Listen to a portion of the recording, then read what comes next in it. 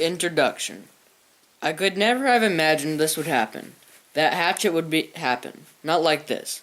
I've written a great many books over the long time, of course, but I've never had a story get out in front of me like this one did. First when I was writing, and then later, in the responses from the readers.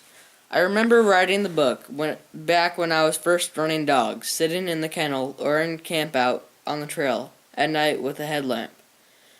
Writing longhand in a spiral brown notebook with white lined pages. I'd sit on the ground with a few dogs curled around me for warmth.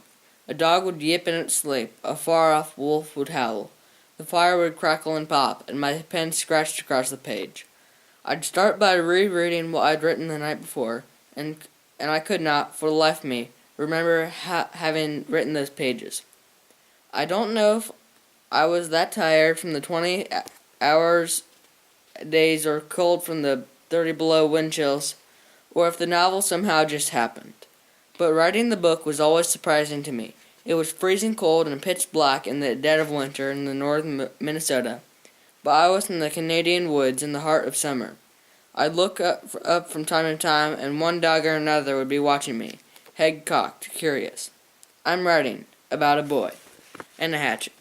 They were my first audience. I'd read sections out loud to them. I don't know whether they liked it being my critic group or not, but I became more conscious of the pacing, or of the rhythm, of the dance of the woods when I heard myself read the story.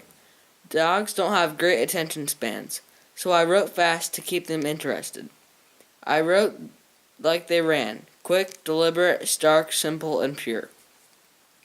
I'd find myself, too, on the sled each day during the runs, watching them streak across the trail, weaving through the bare trees, and then they disappear over the top of the hill.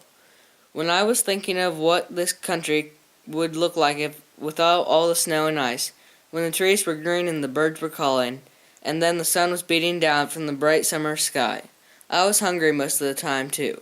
So that was good inspiration for the book. When you run dogs, you take care of them first, feed them first. And so I was always starving, trying to grab a bite to eat here and there, but burning off so many calories during the runs that I was usually nothing short of ravenous. Like Brian, I dreamt of thick, juicy hamburgers and Thanksgiving feast and pork chops. I actually literally salivated when I wrote of him finding the survival pack, and I described all the food. Much of what I write about I had lived. I have trapped and lived in the bush. I've hunted with a bow and been attacked by a moose. I have learned firsthand that man proposes and nature disposes, and it disposing, nature teaches.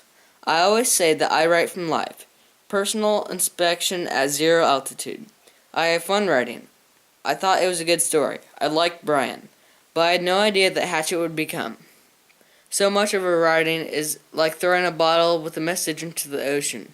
I hope that it is received, but seldom do you know how people, on the other hand, feel about your work. And almost never does the writer get a chance to know exactly how the readers consider a book. Later, after the book was published, the letters started coming. You chickened out, rescuing him before winter set in, when it could have been real tough. I have a secret too, but I can't tell anyone. So when Brian talked about his, I don't feel so alone anymore. That's the wrong plane, you know that, right? I'd like to go camping on a lake with my dad. Can you give us any directions? My folks are divorced too, and Brian was right. It sucks. You guys need more gross parts, like when he dove down to the plane wreck. That was my favorite. Do more books like this one. Even though my teacher made me read it and called it literature, it was not at all boring. Brian was a real kid, wasn't he? I know you have to tell everyone you made him up. But could you tell me? I won't say anything. I just want to know that I'm right. My folks won't give me a hatchet, and I really want one. Could you talk to them for me? How do you know all about the woods? And then, what happened? And so, after hundreds of thousands of letters and still more questions, and even the occasional phone call, "Hi, is this really the Gary Paulson who wrote Hatchet?"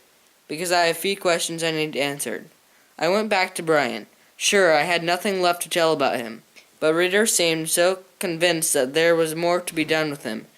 They were not content to be led to his story end. that I felt obligated to try. At first I was baffled, but the readers, of course, knew more than I did. And suddenly, surprisingly, I found myself with more of Brian's stories to tell. The river, Brian's winter, Brian's return, and Brian's hunt came about because, quite simply, they were demanded of me. Sometimes they are defining line between my real life and the characters' lives, especially Brian, become very blurred. This has become so evident as to so many of my readers that they requested a non-fiction version of the adventures in my life which linked me to Brian.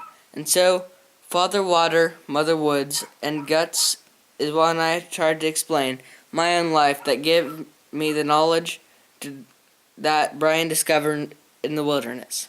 I was a terrible student when I was a kid. I've made no secret that school was a nightmare for me.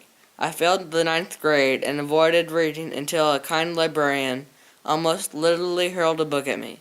I felt honor-bound to read the book, and I plodded through every last page, but I couldn't say that I fell in love with reading. Not then, at least. That love came later for me, and it was hard-won. I can't remember that book. I wish I could. And I've gone back in my mind so many times trying to recapture a fragment of the story, or a glimpse of the title in my normally good memory. But I draw blanks. And so I have nothing to compare to the experience that many great young readers tell me they've had with Hatchet. I can't imagine having had a book that, when I was a kid, that sucked me in like the kids tell me Hatchet has done to them. I wish I had, and I wish even more that I could say that I meant for this to happen, and I knew what I was doing, and that I anticipated this reaction, that these responses didn't feel alien to me. I've sent a number of teaching guides to Hatchet over the years, and I thumbed through them, scratching my head and wondering how a college dropout provided so many vocabulary words, and pivotal moments, and life lessons. I tell you quite frankly that I never, for one instant, thought of rising action, exposition, flashbacks, motivation, much less called a denouement. And when I was writing, I just tried to write good stories with smart kids and in an interesting situation.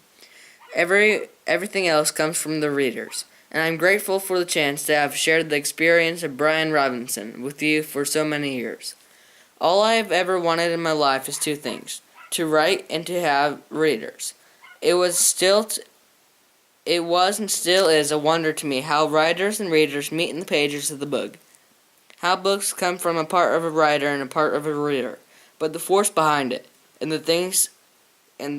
thing that pushes me, that awakens me tonight with story ideas, that causes my breath to stop and hold me with a sentence that comes out right, that makes coming to the computer or the pad of paper with a cup of tea every morning an experience filled with feelings of wonderful newness and expectation.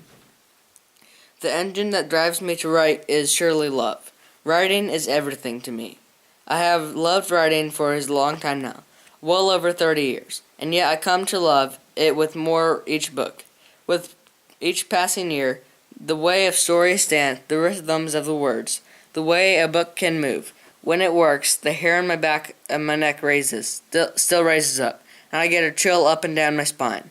I wish I could thank everyone who has read Hatchet for allowing me to thrill being part of this dance with the words.